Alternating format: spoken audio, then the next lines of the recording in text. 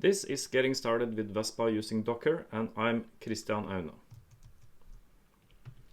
This tutorial lets you explore and learn a lot of the Vespa features. That is too much for this video, so here we're just going to go a little deeper in the Getting Started part, so you can learn how the basic components in Vespa work together, or how to deploy your application configuration to the config server, and how the Vespa services interact with it. So let's get started. I have already downloaded the sample applications repository and the Vespa Docker image, so we'll now just start it.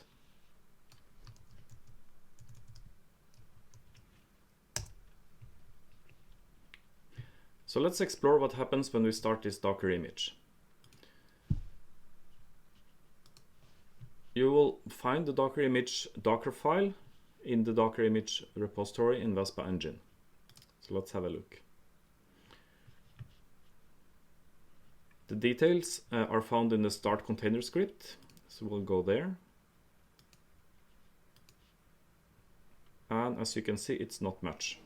So in this case, we are starting the container with no arguments, so this is the relevant part.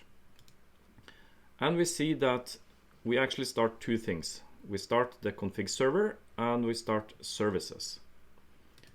Going back to the overview, the config server is the green box over here, and the services are the blue and yellow parts over here. So let's log into the container and see what's happening.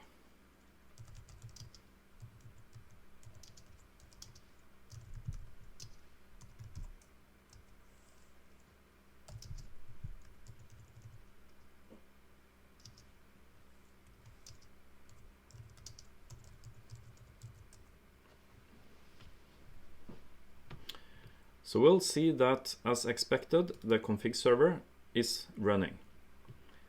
And additionally, we have something called the config proxy and the config sentinel. So let's have a look at an overview over those. Let's expand this a little. Let's see. Okay. So we saw the config server was running. It's this part. And we have the config proxy and the config sentinel. These processes are part of the node that runs the services, but we have not configured any services yet, so we didn't see any. So at this stage, the config server is running and the Vespa cluster is idling. Going back to the tutorial, we can check that the config server is up and running as it should, that it has initialized. That takes a little time. So we'll just see how it goes. Yes, it is running. So that means we are ready to deploy the application config or application package to it.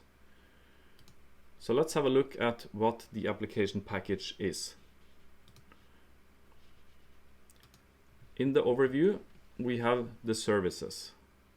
We have container clusters and content clusters. Container clusters are stateless, used for query and document processing, and the content clusters do the storage of documents and lets you query your documents.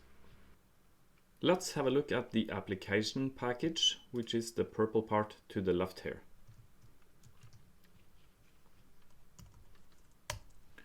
So these are the files we are going to deploy to Vespa.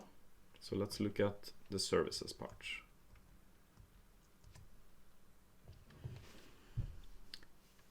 In the services.xml file, we see a container cluster with one node and a content cluster with the same node.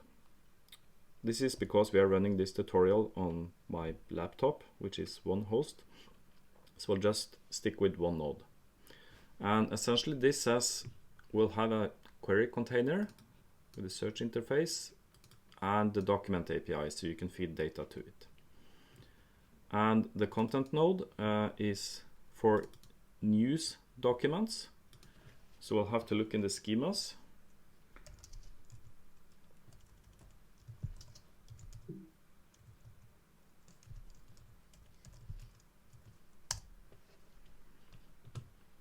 for definition of the documents we're going to feed in the tutorial. And finally, we have a hosts file.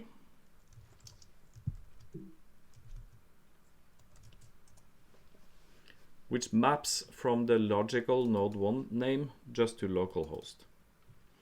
In the real world, you would use real host names here. But for this tutorial, we'll just run on this laptop. Alright, so let's deploy it. Going back to the tutorial.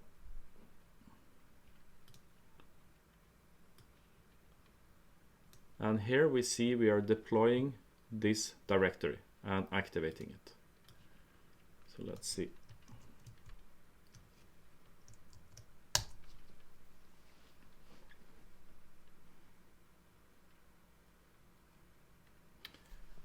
So the configuration is now deployed to the config server.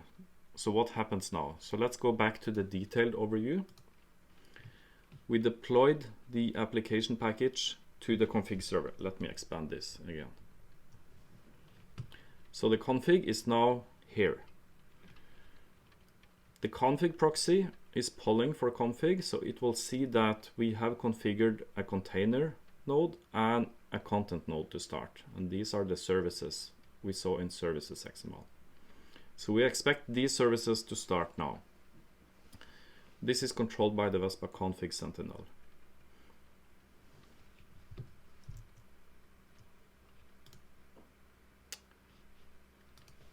Going back to the tutorial.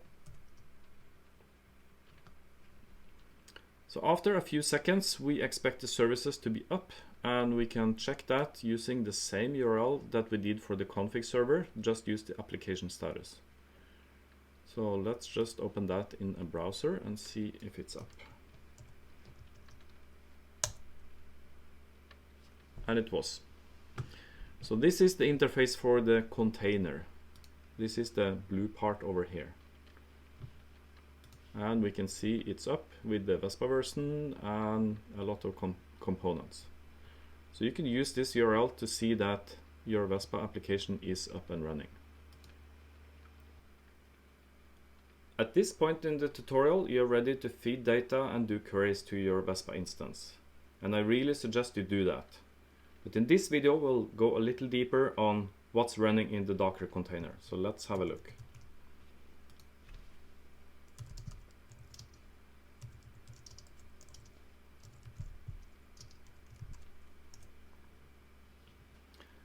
Vespa has a few tutorials that lets you inspect what is running. So let's see.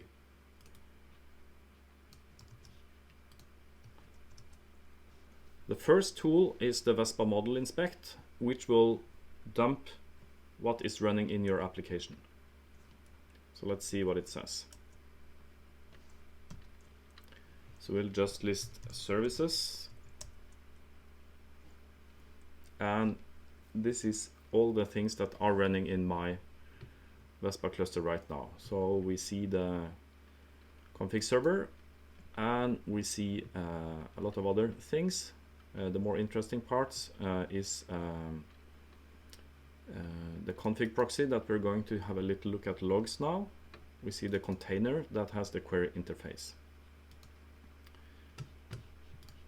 You can also use this tool to dump more details. For example, these are the ports running for the config server, and you will recognize these port numbers from the tutorial. This is the interface we used to check if the config server was up. So Vespa Model Inspect is a useful tool when you are troubleshooting a Vespa instance. We also have the Vespa Sentinel command. Let's use that.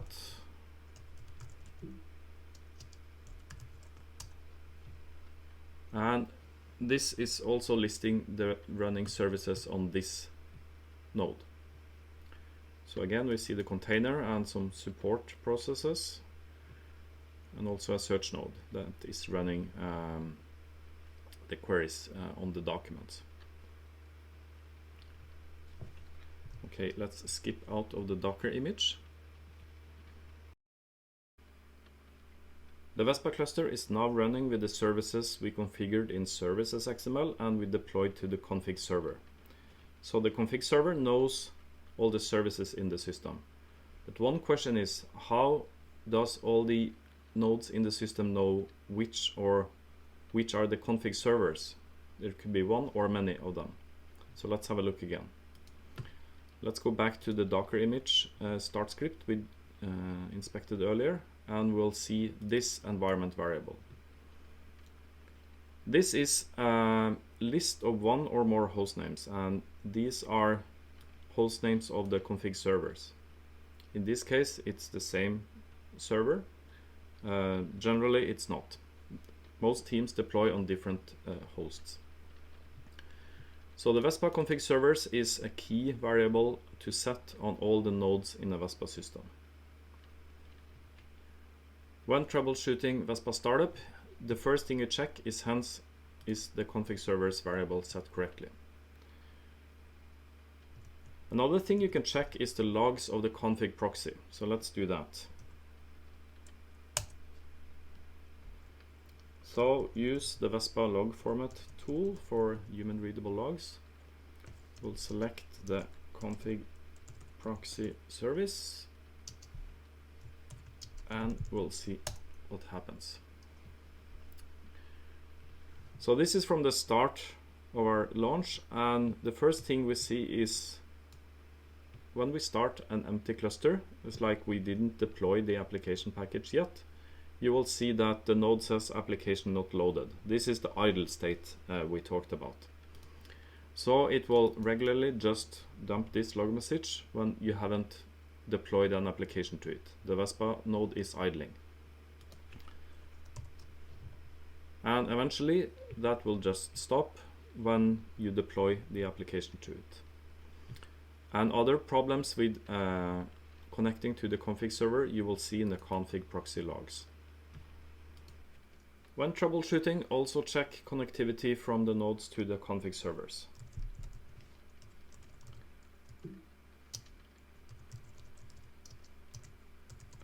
So let's find the port of the config server and connect to it.